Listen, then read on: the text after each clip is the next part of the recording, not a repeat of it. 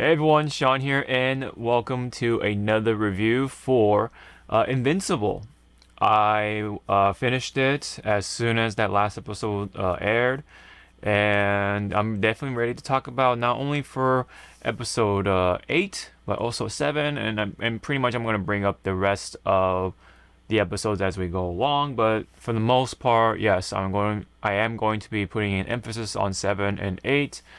And probably going to bring up spoilers later on. So for those who haven't watched it yet, I'm just gonna go ahead and say just check it out. It's really good. I think there are things to take away from, good and bad for this season of Invincible. But for the most part, I'd go ahead and check it out. It's just that good.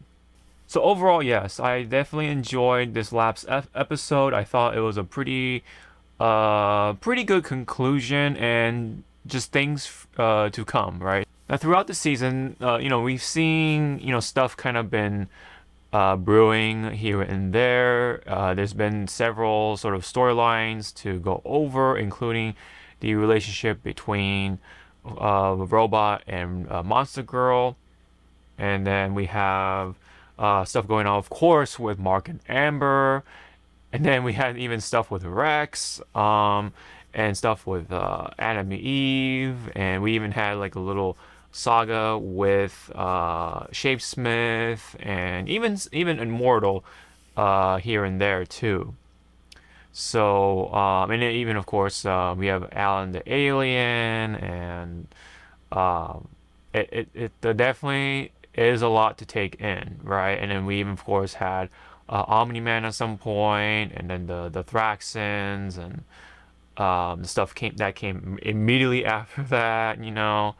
Um, so we definitely have a lot to take in, in several places and such like that. But I think overall, most of them have been written pretty well. Maybe perhaps the one with Robot and Monster Girl might be like the quote unquote weakest out of all of them, because it kind of tends to kind of like repeat some of the things, but then finally we get some sort of progress by the end of it. It's just kind of just like back and forth, more of the same thing. We've already seen this one problem in their relationship so far. But by the end of it, it kind of resolves and it starts to kind of smooth out a little bit, at least between the two. But it just kind of gets annoying. It started to get annoying, but thankfully it didn't take it too far. So, but with that, it definitely is the weakest out of all these sort of relationships within out of all the storylines. We even actually, I forgot to mention, got something with Donald as well, and I thought that was very, very well put together for what it was, right? Um, maybe it does come with a caveat, maybe some care, because it does involve with if anyone remembers Will's boyfriend, Steve, I think his name is. So he's just kind of just there. I think he honestly was kind of just like a device to help lift Donald, to make him this like very much more of a very fulfilling character this time around, along with everyone else as side characters. This series does have its very good side characters, and I felt like, yeah, Steve was kind of just there to help accentuate that for Donald. So we do have, that going on as well. A little bit of spoiler, yes, because of what happened in season one, but we definitely, it's just one of those things you have to watch, because there is more to that than just, oh, this happened to Donald. Oh, he's this now. You definitely have to see for yourself of what's really going on with Donald, what's on his mind and stuff like that. So stuff like that too. And then let's not forget Debbie, right? Debbie is just going through this whole turmoil and just this aftershock, right, of what happened with Omni-Man, right? I mean, of course, Debbie is going to feel that way. It was understandable. Maybe was it too long or too much? I don't know. I mean, I thought it was all right. I thought it was very believable, considering that she was with him for 20 plus years or whatever. And then they've you know they for crying out loud, they had Mark, and then Mark, was pretty much like the best thing that one of the best things that came out of the relationship, if not the best thing that came out of this whole thing, for Debbie. It is tough, right? This could relate to real life, and it definitely does become believable as it goes on with Debbie.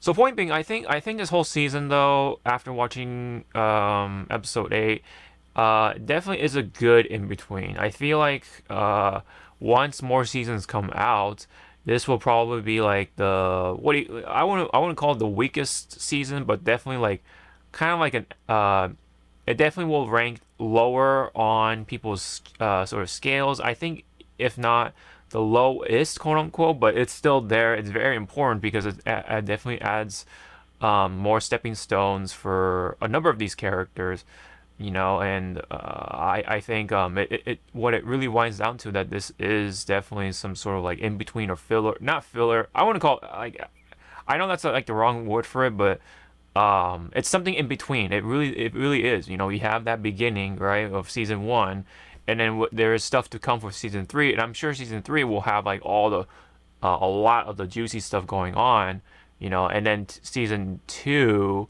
so to say, is just the toss as part 1 of the alley oop, right, and then slam.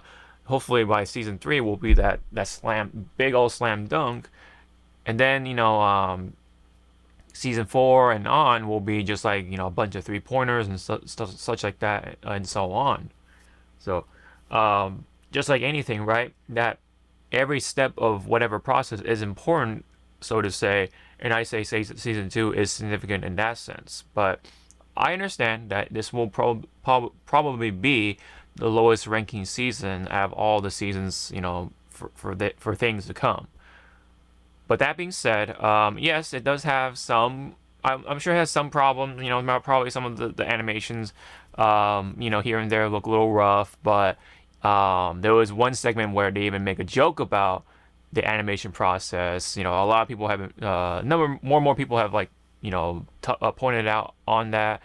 It's almost like hey, they're aware of it, they know, and they're self-aware of that, and to the point where they're good sports about it and make them fun of themselves for it. It definitely is one of those things you definitely have to watch.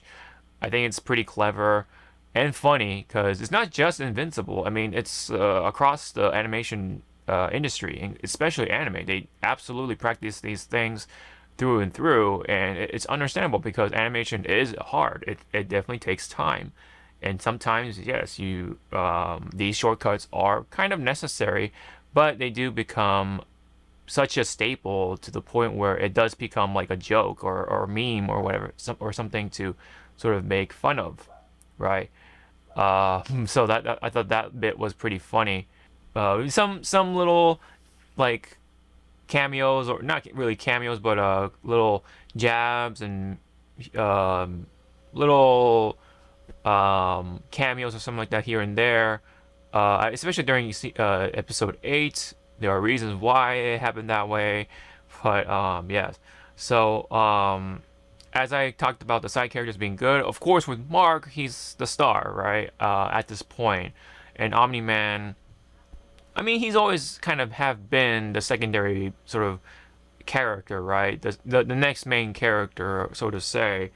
Um, of course, he went from being the pseudo protagonist to, of course, a antagonist, right? By the end of season 1, but then we have season 2 to sort of like help, show how Omni-Man is actually feeling about this whole thing, and what happens. What he does with that is very interesting. What he feels about it, or because of those feelings, right, that he has been experiencing, which has been apparently been unique for amongst the Viltrumites, and so that adds to the whole the interesting factor, right? So this whole this I mean what season 2, kind of adding to the whole filler sort of nature thing. There is action here and there, but you can kind of feel it, right? Like there, like it really is that sort of season overall. Yes, while there is fight scenes and all this stuff, especially by the end of this season, it does add to that nature, right? With the whole, exposition and this character building and whether can call it progression or not. I mean, we get to know more of these characters, no matter what, right? And so we get to whether we like them more or not, we get to understand these characters no matter what, right? So no matter what is said here. So yes. So for those who have read the comics, one of the more important characters was introduced in, I believe, episode 7, and that is of course Anissa, right? I'm not gonna say how she was introduced, but yes, she does make an appearance, and she is quite controversial later on. From what I've gathered from the comics.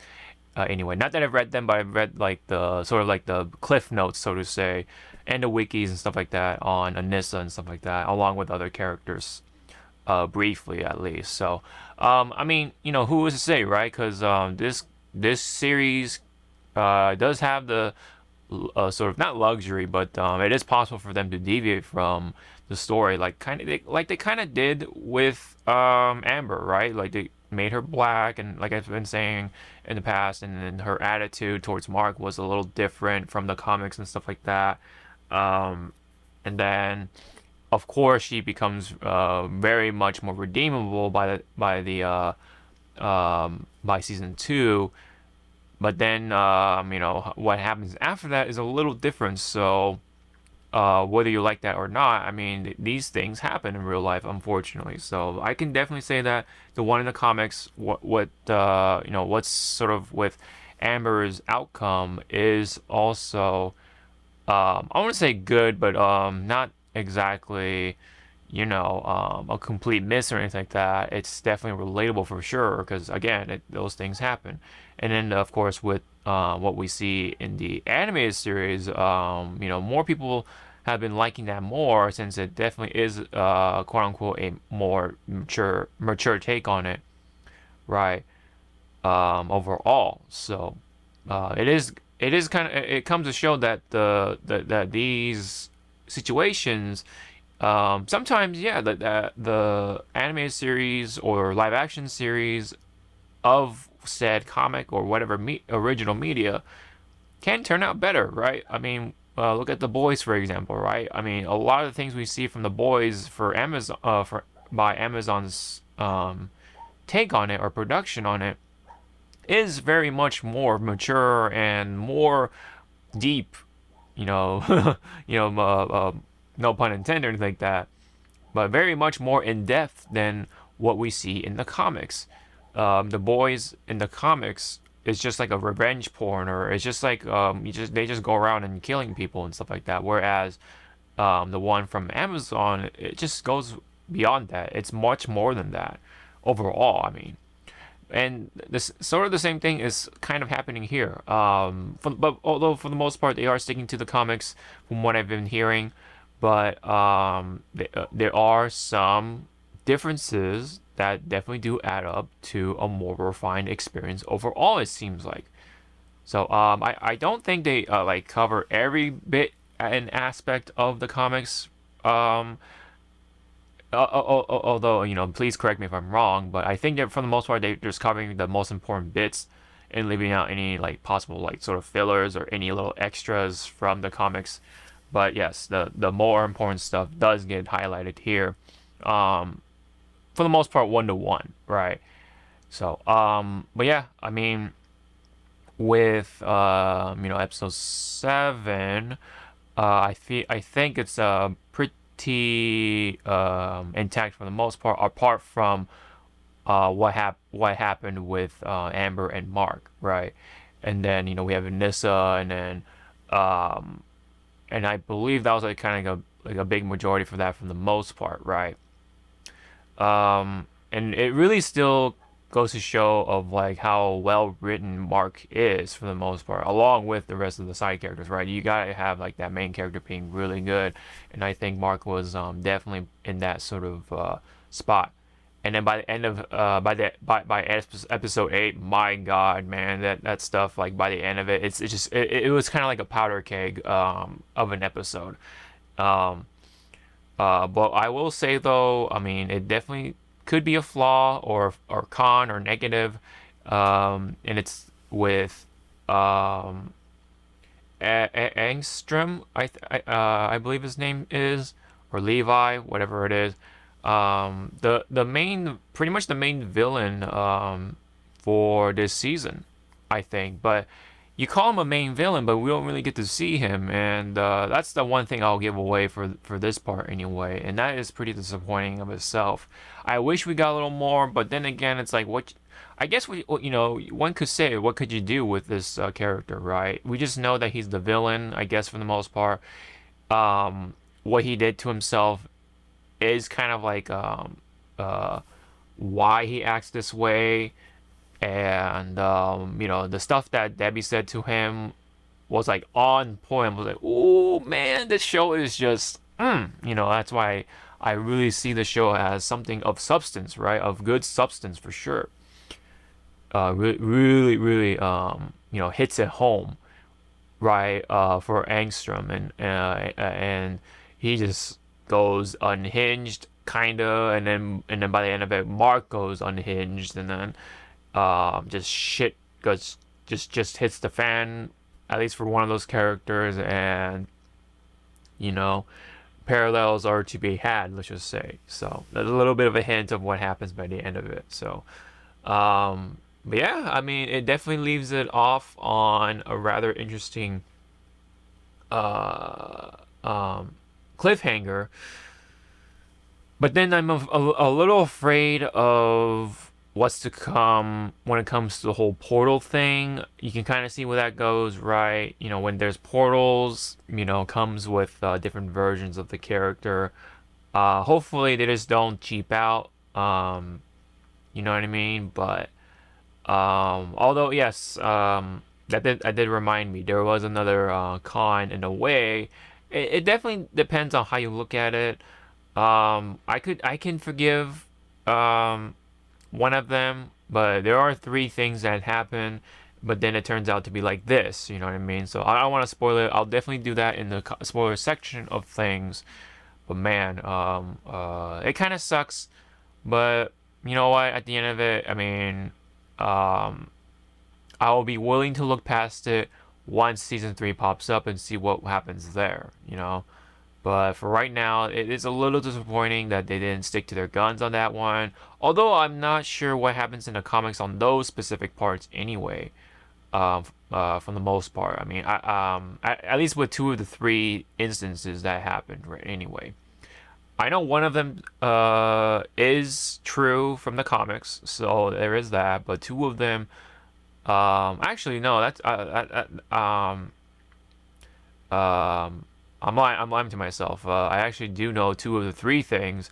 I just don't know what happened with the one out of the three actually. So it's a little confusing. I know it's hard to say it without spoiling things, but um, it'll all make sense once I do that. But there is a bit of a cheap cop out, at least in one of them. But overall, now all being said, I think I can definitely forgive this because season 2 is such a nice in between season 1 and what's to come for season 3.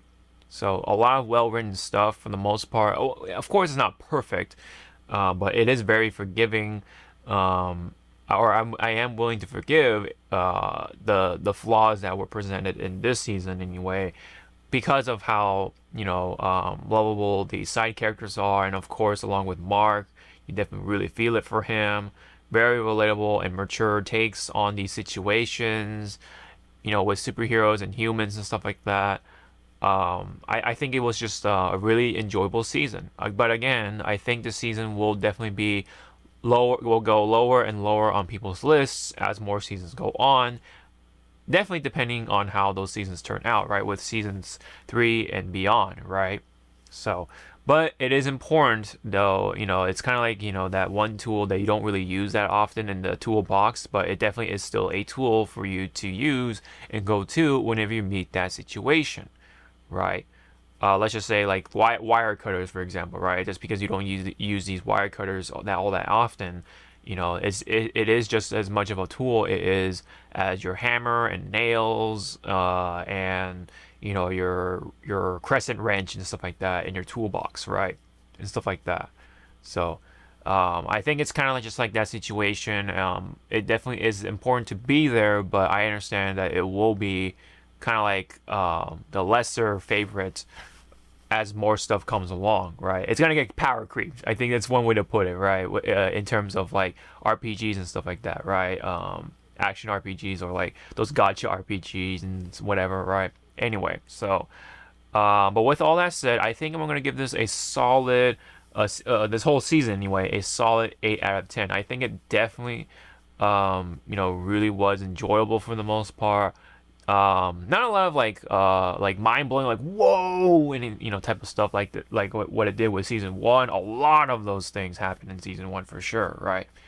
But there are a couple of them, depending on where you are coming from. Um, Especially with Mark though, right? I mean, there definitely one with Mark for sure. So, uh, pretty dramatic by the end of it.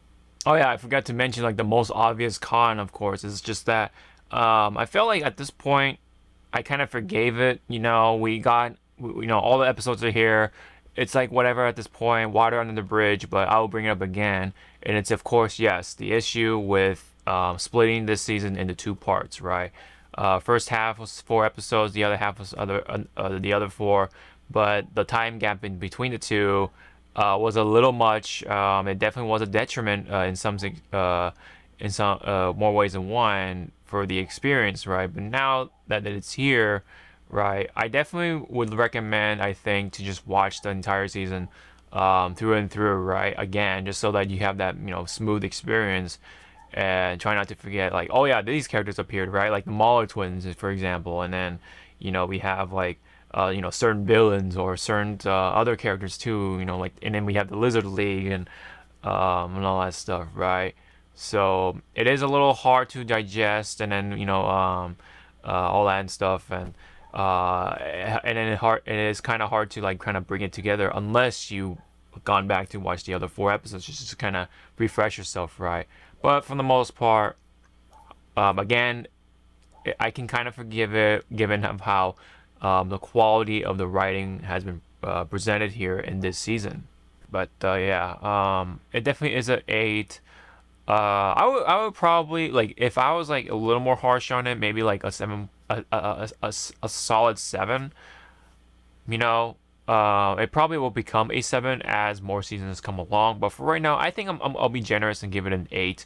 It's just a good all around season with expositions, and these characters that you didn't like initially at first will become more likable, or characters that you didn't think you're gonna like but you do like by the end of it.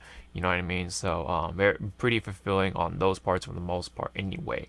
Alright, so before I'm gonna go into a loop, I'm gonna go ahead and go over the spoiler section of things.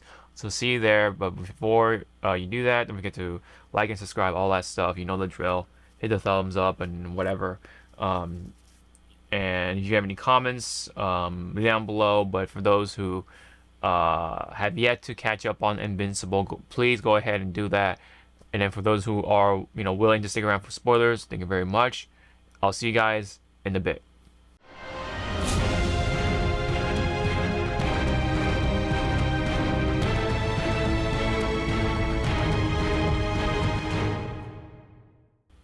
Alright, so we are going to pretty much for the most part cover spoilers for episodes 7 and 8, just because it's a little more fresh in my mind, but I'll probably bring up spoilers here and there from the past episodes in this section here.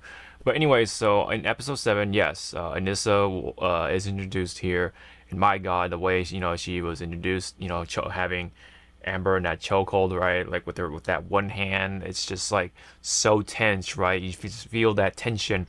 You just don't know what she's gonna do to Amber, because she can just like eliminate her right away. You know, she just has that power, right? For you know, to control that situation so well, right?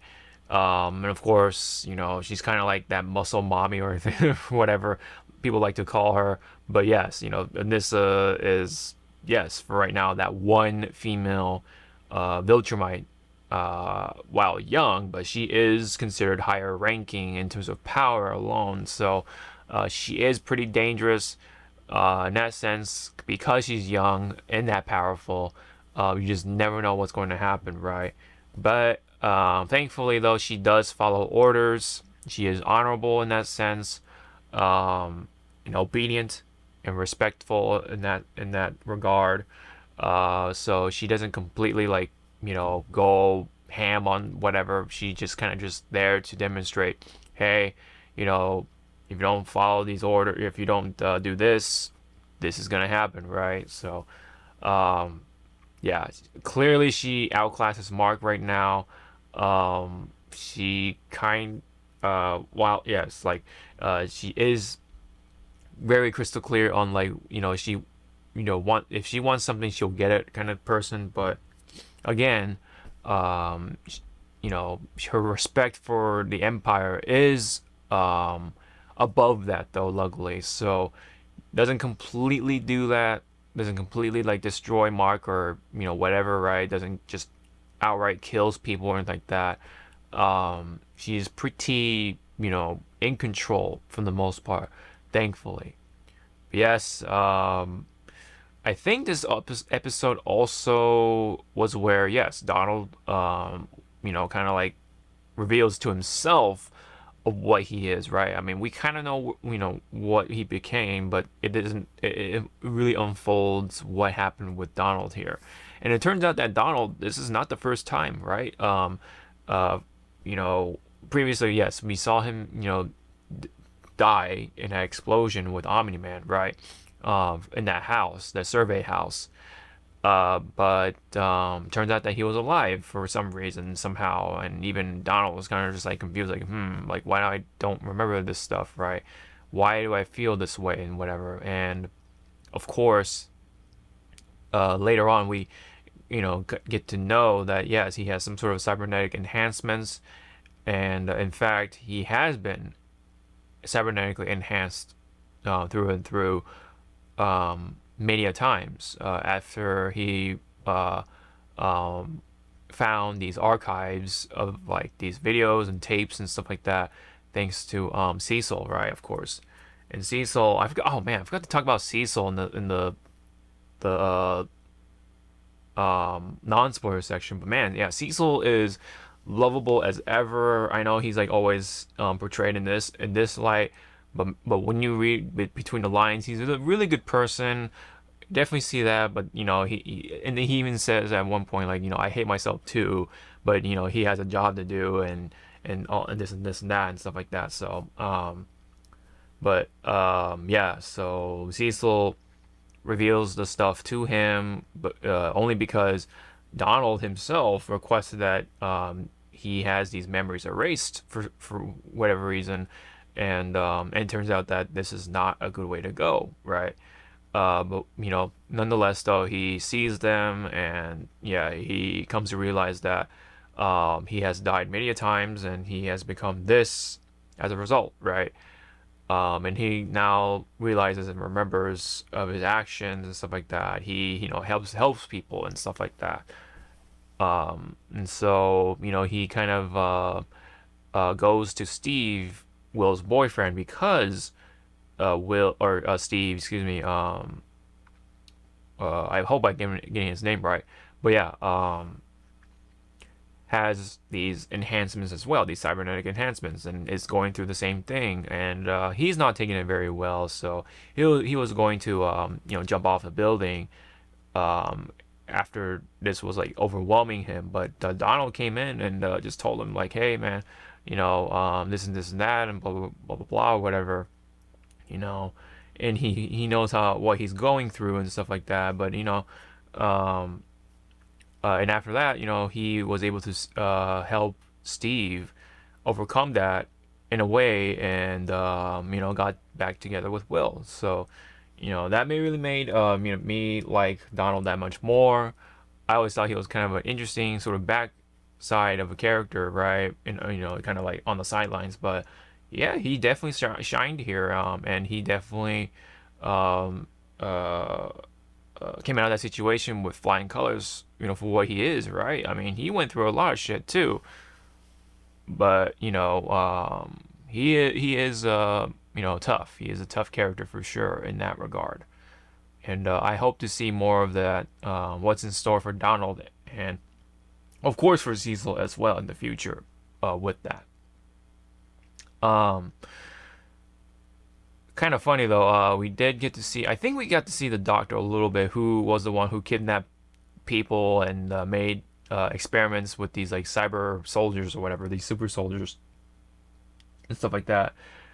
I guess you could call them like reanimators because I think for the most part they are dead, unfortunately, and then using their bodies, right, for these enhancements and stuff like that, because apparently they are strong enough to keep up with the Viltrumites, oddly enough, somehow. Anywho, for the most part though, yeah, he did make an appearance, and I didn't know he was voiced by Ezra Miller, but Ezra Miller got cut off, and he was replaced with another actor because of what Miller was going through, right, with those charges and accusations and stuff like that. So, um, I think for the most part, it is for the best, and I think it is kind of funny, unfortunately, that there are some parallels with that character and Miller. So, um, kind of unfortunate thing. It's kind of ironic, you could say, but again, it is for the best that Miller does not come back to this role. Um, if anything, at least for a while anyway, until that whole thing somehow gets settled or whatever, or that fire kind of dies down a little bit. But anyway, um, the that situation has mended for the most part, right? With Steve and the whole cyber thing and the who am I kind of thing, right? Um, I can't really say what was exactly said, but go ahead. I mean, it's in the show, so I mean, I'm not gonna completely echo it here. I just know that it was a really good segment, at least for what it was. Now, I believe episode 7 was also, if I am correct, um, the time when finally Mark and Amber just couldn't make it work anymore, even though they love each other so much. It just won't work. It's kind of like that one, um, what was it, romance series or movie or whatever with Scarlett Johansson and Adam Driver, I believe. And I think the premise of that show is that, no matter how much you love each other, um, it sometimes doesn't work, right? The relationship. It's just something that happens here, but more specifically, I think it's just because, yes, he's a superhero, and Amber just can't take the sort of the, um, I guess, the consequences of being together with someone who is superpowered, right? So yeah, I mean, Amber was much involved with what Mark was going through with Anissa and stuff like that coming into play, and of course she was put into danger, and just of course not everyone can take it. It's almost like the other outcome with in comparison to Debbie, right? Debbie was with Omni-Man for a very long time, and but of course Omni-Man, I guess you could say it's because he's super powerful, but then again, like, um, there could have been that possibility of danger, right? That Debbie could have been, held as a hostage or whatever it was, um, being used against Nolan, right, at some point. But I guess it just never happened or whatever. I mean, it could be presented as a plot hole or something, or writer convenience. I don't know, but it's just some people can take it, some people can't, and um, sometimes it works, but a lot of times it doesn't, right? and Amber just couldn't take it. And they both realized that that it's not gonna work out. As much as they love each other and stuff like that, they really want it to work. But no matter how much it does, or how much they want it to work, it just doesn't. You know. There was at one point, right, like where Amber was with Mark for the comic book convention, and that's where, yes, the whole animation joke kind of came in, covering the mouth and back of the head shot and everything. Um, it was pretty funny, but back to the situation at hand, it really makes Amber feel bad, right? And of course Mark feel bad. So at that point, it's like if no matter how you try it, if it doesn't work, then it's not gonna work, right? I guess as much as it sucks that it happens, but it does happen. So when two people love each other that much, but their lives are so different and just very conflicting with each other, it just doesn't work. So at that point, the best thing you could do is just be friends at that point. So um, hopefully, I mean, they didn't say yeah outright like, oh, I'm breaking up with you, but all they said was you know, um, I'm sorry, me too, kind of thing, and that's pretty much it. Like, and by episode 8, there was a scene where Mark just was flying and just overlooks or looking out for Amber, and and then he flies off. Right? He doesn't say hi or anything like that. It's a sign that they are going on separate lives, um, and with Mark, right? Another thing too is that Mark was trying to do college, but of course, he is not just a superhero, but he's a superhero that has a lot on his shoulders, right? He is Omni-Man's son. So he is the most powerful superhero now of planet Earth, right? Held back by his emotions and stuff like that, yes, for sure, with his human emotions, understandably. But he is nonetheless the most powerful superhero on that planet for right now. So yes, of course, things are gonna be a little different from Mark. Whereas, someone like Adam Eve could have made it work, given of her status and stuff like that, and how um, the government treats her or sees her and all that stuff. But Mark, yeah, I mean, not only his relationship with Amber wasn't working, but his time at college was just not happening. So he also comes to realize, yeah, it's just college just doesn't make sense.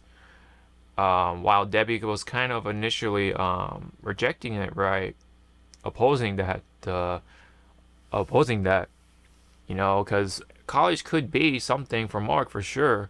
He can take something from it, but overall, it's just a waste of his time. I think it just doesn't work for him, you know.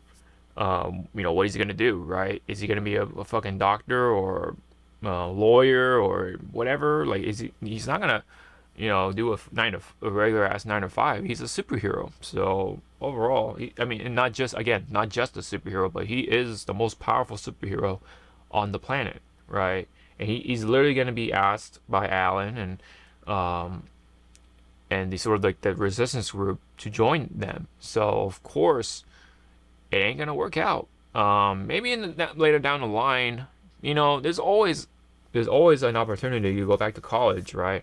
I mean, I've seen older folks doing college, like you know, for their first time or whatever. But there are times where people go back to school and get a different degree.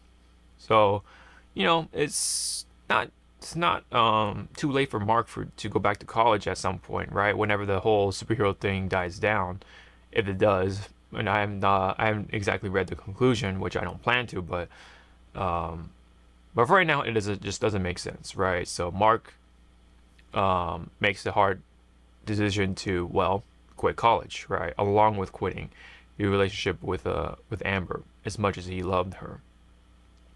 Um, so it definitely, yeah. I mean, going through the whole thing, right? Amber felt like she was an asshole, and I think they even she even calls out herself on that fact from how she reacted from her initial thing, right? That weird thing, like, oh, I know you're a superhero, but whatever, right?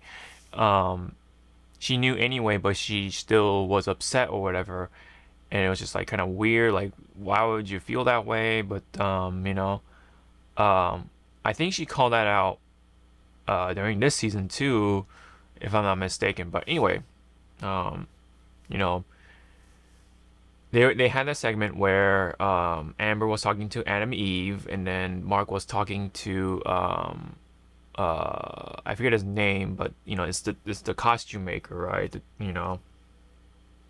And they both were kind of like said were told the same thing, like, why can't you just stop talking to us and just use this time to spend together and make those times together the best thing possible, right? Like, just get the most out of it. And they did. They tried to do it. You know, uh, Mark had to, bail out during the convention thing. But then Mark even like made sure that no one was going to interrupt their day, right? He told Cecil, right? He wants to have his day offs, right? Um, Dedicated for himself and Amber. But even then, surprises come out of nowhere, and that's where Anissa came in. So overall, they tried, and it didn't work out. Amber just can't take it anymore. Mark understands, and they said sorry to each other, right? They loved each other, but as much as they wanted to work, it just didn't. So, again, I hate to sort of sound like a broken record and go repeat this point, but it really does happen. It really does suck, right? Not all these things work, no matter how much you wanted to make it work. But yeah, meanwhile, we had Debbie with the whole thing, right? She was going through her alcoholic phase. And then we have, like, Nolan with the Thraxon, and had a child, in fact, because Nolan was going through these feelings, right, of remorse for his actions, which is rare for Viltrumites. That's what really makes him special, right? Despite not being human, right? He's a Viltrumite through and through, a pure Viltrumite, and yet he has these feelings. So it kind of goes to show, like, it's just these genuine feelings just comes from the soul, right? It's not just being human. I mean, yes, humans are more likely to feel these emotions, but even these like war-ridden species or races and stuff like that, or tribes, even, of course, and cultures, no matter how battle hardened you are, you still have emotions such, right? So, hey, who knows how many more Viltrumites might go through these situations, right? But what was I gonna say? Oh yeah, so yeah, Nolan and this Thraxon had a child, right? Unfortunately for the Thraxons, right, they um, have a very short lifespan, so their perspective on time and such like that are very different because they go through stuff faster. Unfortunately for them, but I think because this child, right, that Nolan and this Thraxon had is half Viltrumite, right? Those Viltrumite genes will take over and eventually will become a dominant part of this child. And then, once he ages and stuff like that, there's no stopping him from dying of natural causes or age for at least thousands of years. So it definitely does suck though, because he's not going to see his mom very soon, or for very long. So and that's where Debbie came in, because Mark, after that whole thing with what happened with Nolan and stuff like that, after that battle, Mark took uh, the baby, and uh, brought it to their home, of course, and Debbie decided to take on the motherly role for this baby. And apparently named the baby Oliver after her father, I think. So Mark's grandfather. So Oliver uh, is now pretty much officially, Mark's brother, right? Or he is his brother, right, by blood, right? Because half brother, but it's definitely part of the Grayson family, right? Um, I don't know if Debbie is still using the Grayson name, but because they officially don't have not divorced, right? So the name is still there. So Mark Grayson, right, and stuff like that. But anyway, Oliver is learning pretty fast. He's learning words and all that stuff. And then Debbie, while taking care of the child, of course, Cecil wants to help, right? In any way. Um, Debbie kind of still had something going on, so she felt like she has to be the one. She has to take on this role, but after what she went through, um, you know, it's best that someone she gets the help, right? Which is why they got that nanny in the first place. And that nanny was pretty cool, right? She's like outright honest, tell her that she was originally hired by the government, right, under Cecil's direction, but the nanny's like, hey, you're my boss instead, even though, yeah, I mean, the government picked me up and whatever, but you know, I'm the nanny for your child, so therefore you're the boss of me, right, kind of thing, and that's pretty cool. So, um, so there's that going on, right? Although, and then we had episode 8 with Angstrom, right? Again, pretty disappointing that we didn't really get to see him all that much, but yes, Angstrom became that because he took on too many um, Angstroms, and as much as like the idea of having all these tactics and cures and knowledge and stuff like that, you have these conflicting personalities, right? And you have these different variations, right? And turns out that this, over the dominant variation, unfortunately, is the bad guy, right? And even Debbie points out to him like he's the bad guy of this dimension, and this guy hated Mark throughout all the other variations and stuff like that, and portals and dimensions and stuff like that. But Debbie was the one to tell him like, hey, I mean, aren't you the bad guy? And then this Mark is good, right, for once in this dimension. And Angstrom got pissed, and broke Debbie's arm, and that was like the moment we all knew he fucked up. And that whole time, of course, Mark was holding back. I think he always has been holding back. Like he always had that potential, right? Nolan knows it. Of course, Mark is aware of it, and then he went ham. He just boom, boom, boom, boom. It's just felt so good. That he just destroys Angstrom with his two hands, covered in blood and all. And Mark was just like trying to uh, cope with himself, right? He had that the copium, right? That he tried to justify it himself. That it's okay. He was acting in the right overall in this situation, but he still killed someone and just feels guilty, and he even felt sick after killing somebody, right, for the first time ever. This was like his first total victory, right? Whereas everything else was kind of just like a tactical victory, or he got away with it, sort of thing, or he got helped out, right? But this was his first total victory, you know.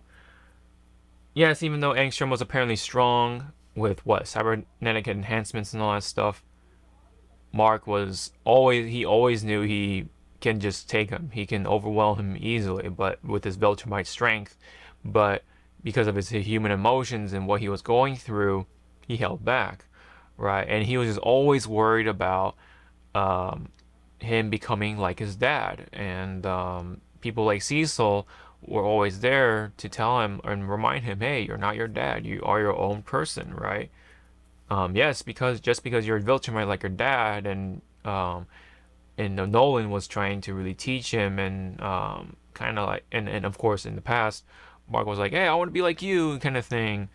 Um, Mark, um, you know, is being reminded that he is his own person, and you know, so stop worrying about that. You just because you just don't know, right? You just have to try, and hopefully, so with that, Mark can kind of like overcome that by season three, but I'm pretty sure it'll still like kind of haunt him here and there, right? But yeah, I was a little disappointed that this is the outcome for Angstrom. But then again, how many other variations are out there, right, that have not been touched or interacted, right? This is why kind of like that is worrisome, just because like they just can use that as a cheap cop out, which literally happens with Mark because he killed Angstrom, right? Therefore, he couldn't go back to his own world, his own timeline, right? Because Angstrom kept you know putting him through portals and stuff like that. That whole fight was kind of annoying, and I think Mark was feeling that too, right? But because he killed him, he couldn't go back, so he's like fuck, um, and that's why he was also going crazy. He was alone and stuff like that. But then luckily, the Guardians from another timeline came in and were able to help him out. But I thought that was interesting though, because it was like maybe it might have been likely um, it was the future of that same timeline or something like that. So they found Mark, and then Adam Eve, who's old, right, told Mark, hey, you know, Adam Eve loves you, so just go tell her your feelings to get it over with, right? Just to help her move on or whatever. And there's another thing, right? While he did love Amber, he seemingly always had these like feelings in the back of his mind that he also had some feelings for Adam Eve, and I think it definitely showed by the end of this episode. And then of course Adam Eve outright likes him. She had feelings for him. I think even during her time with Rex. So we know where that's going right at this point. So yes, he goes back, and then it's funny because Robot, because he took the body or the DNA of Rex, um, he literally becomes Rex in a way. Like it's kind of like he assimilates with Rex in a way. He still has his own genius, but the personality traits of Rex kind of showed up here, or it kind of became a part of him too. So he kind of like became that asshole as well, but now he's a smart asshole, like a genius asshole in a way, which is funny. But yeah, so that's that. And by the end of it, Mark goes to Eve, and look to her for comfort at this point. And he tries to tell her, but then just doesn't. But he, um, essentially accepts her, right? Like she's willing to help Mark whatever he needs, and Mark is accepting which is kind of like an indirect way of showing feelings, right? Putting his head on her shoulder, kind of thing, um, and and at this point, I think he knows that she likes him, right? Like he's got it, right? I mean, even after, even before, right? With the fact that the old Eve told him straight up, right? So, but nonetheless, he doesn't tell her. But maybe Eve knows that Mark knows, right? But Eve's just kind of just waiting to for Mark to tell her directly, right? Just straight up say, "I like you. I have feelings, and blah blah blah. I want to be with you," kind of thing. Especially now that he broke up with Amber, it's like, all right, that's it. So, um, at some point, I thought this Amber was gonna die, just because the one in the comics didn't. I thought they were gonna like take another route and have this Amber die, and I thought that was the point during Anissa, right? Just straight up kills her at some point, and that's how they break up because they really wanted to make it work, but um, you know, but didn't happen. They took a different route, and I'm okay with that, of course. But yeah. So obviously, then somewhere by the end of it, I think, well, the very last end of it, we see Nolan, right?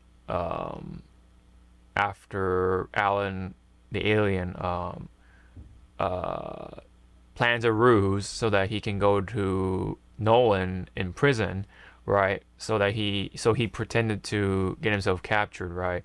By he landed a good hit on Anissa, made her bleed and everything because Alan got stronger, and Anissa knocks him out, but Alan let that happen so that he can go to that prison and tries to tell Nolan, right, like, hey, blah blah blah, right, um, all that important information, and Nolan's just like, he's going through the phase, right, and then Alan just like, oh God, come on, man, like, pull it together. I know I know what you went through is pretty shitty, but you gotta pull through. We need you, right? And then Nolan's just like, oh God, I think I miss her, right? And a lot of people like to joke that it might be he might be referring to the Thraxan wife, but he knows she's dead because her time is up at that point. And so of course, for the most part, he's referring to Debbie, right? So who knows what's going to happen with that? Who knows if Debbie will have the sort of, you know, will be insane enough, I guess you could say, to accept Nolan back. But we'll have to see, right? Um, and that's it. That's how it ends, for the most part. He has these feelings still for Debbie, despite of what he pulled off in season one, and he realizes that, with these feelings and all that stuff. So pretty interesting. I'm pretty sure there's more points to cover in this season, but I just wanted to cover like those important points. Oh yeah, obviously we had that thing with Robot and um, Monster Girl. A little weird, but it is what it is. They're both mentally, 30-plus-year-olds, I guess, right? But they have these like young bodies. So it's a little weird, but the context is like very fine, very like specific, but there. Um, After like, a couple of times, like, hey, you know, talk to me. Don't just treat me like this tool or object or a problem like you do with your engineering stuff, because he has that engineering mindset, but not so much like that social. He doesn't have these social cues. You know, um, Monster Girl just wanted him to talk to her, right, and lend an ear and stuff like that. Sometimes somebody put it best, and sometimes it's not necessarily solving a problem of itself is good, but letting someone talk about their problems and just like let it out, right, is also good along the way. So that's why, hey, communication is important in these relationships, right? Let him talk to you, or let Monster Girl talk to you, Rudy. Like, just sometimes it's just as simple as lending an ear, right? Not just, hey, I'm gonna help you solve these problems, right? With the robot suit and whatever, all that stuff. Sometimes, yeah, talking it out it's good. So, anyways, I think that's all there is to it, right? There's a lot of seeds planted. I mean, there's that's the whole thing with Rex, right? My God, man, that whole thing with Rex was crazy. I've got to talk about that. So yes, Rex and Duplicate did happen in the comics as well, right? Rex lived through it, right, with the shot in the head. You got the robot hand, I think. But with Duplicate, yes, we see her get smashed, but of course, like, it makes sense, but it was kind of cheap.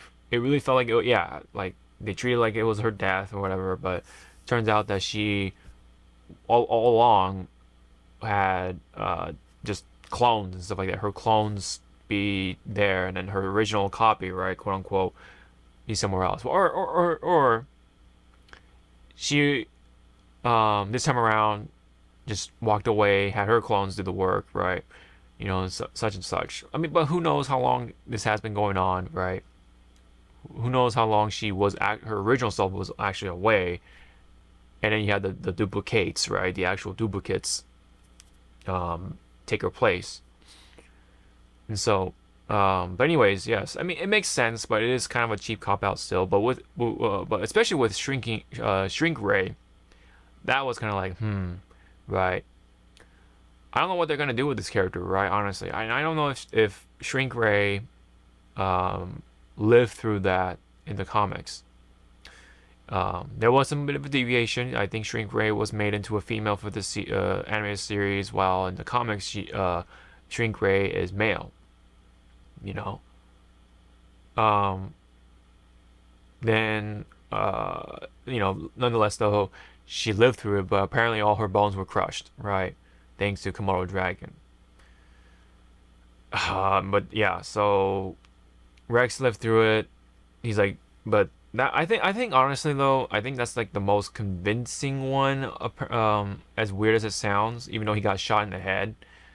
But sometimes, hey, I mean, people live through being shot in the head, but their brain gets a little fucked up in the process. Understandably so. And then that whole scene with him beating up Lizard King with his bony stub was like pretty crazy, right? Um, and now he has his robot hand and shoots it like Spider-Man, and boom, right? So you got a bit of an upgrade, and Rex was just like, "Yeah, I should have started with this in the first place," you know. But um, I know there's that scene where he was trying to be a hero, even though he was still recovering, and that was why Mark had to step out from the comic book convention, um, which sucked. But you know, it was just a matter of time still with Amber and Mark kind of breaking off and stuff like that. And this was like, yeah, the straw that broke the camel's back, pretty much. And so there was that whole scene. Um, it kind of sucks, but we'll see where that goes. At least with Shrinking Ray anyway, they should have. I think it might have been better to have her just get killed during that scene or battle, just to show that, hey, I mean, characters are going to die, kind of thing. But all of them lived through it. I can kind of accept Duplicate and Rex, but with Shrink Ray, it's like, okay, all right, a little much on that. I don't know. Again, I don't know if this happens in the comics or not, but hey, I mean, it's happened. We'll see where that goes. We'll see where this character goes. Um, so yeah, I mean, I guess, yeah, in that sense, nobody really dies from the good guy side of things. Um, but question is, what's Immortal gonna do, right? Because he initially was away because he wanted to finally get away from the situation, right? Or just let him kind of ease his mind a little bit, right? after what happened with Duplicate, because he was in love with her, right? And then for some reason, when she died, so he thought, he felt different from all the past loves that he had. You know, he was sad this time around. So he went away finally, away from his job. I don't know if he quit or not, but uh, I think though, him being as a leader of the Guardians might be over, but him as a superhero is not. So I think we'll see him more in the future. I'm pretty sure during like some like big final battle or something. But for right now, I think he'll be away with Kate. They're gonna be together, and then I think that's pretty much that. So trying to see if there's anything else. Yeah, so there is a bunch of seeds, like I said. I mean, we have Oliver, of course, Mark's brother. He's gonna grow up real fast. So I think by the time season 3 comes up, he'll be like a kid, like a tween or something, like 12-year-old or something, physically, but not quite like the late teen or mid teen or whatever you want to say. Um, and then Mark is definitely gonna be with Adam Eve for sure, because well, it happens in the comics, so I'm pretty sure it's gonna happen, right? And then we got the stuff with Nolan and Alan.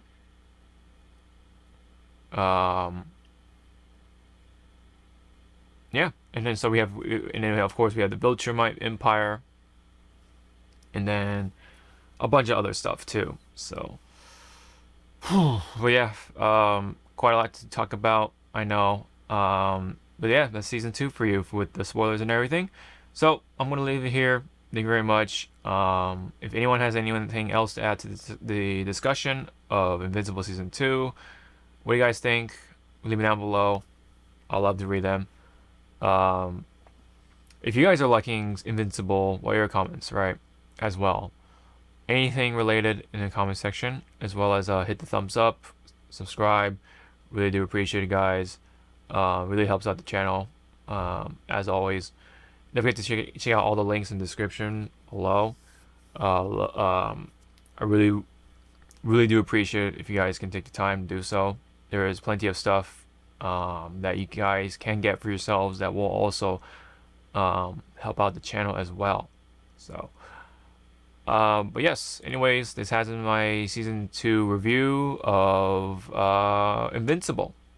I definitely am looking forward to Invincible, and I want more, man. But of course, take your time. Don't do the weird break thing. Don't break it off into 2 parts or whatever. Just put them out. Just if we have to wait a little longer, then I am willing to wait a little longer. I don't know about you guys, but I think we can wait a little longer, right? If that means we can get all 8 episodes or whatever, maybe 10 episodes in the next season, right? On a weekly basis, and not just like, okay, these 4 episodes, whatever, how many months break, and then we have the other 4, because it does become a detriment. You do tend to forget things.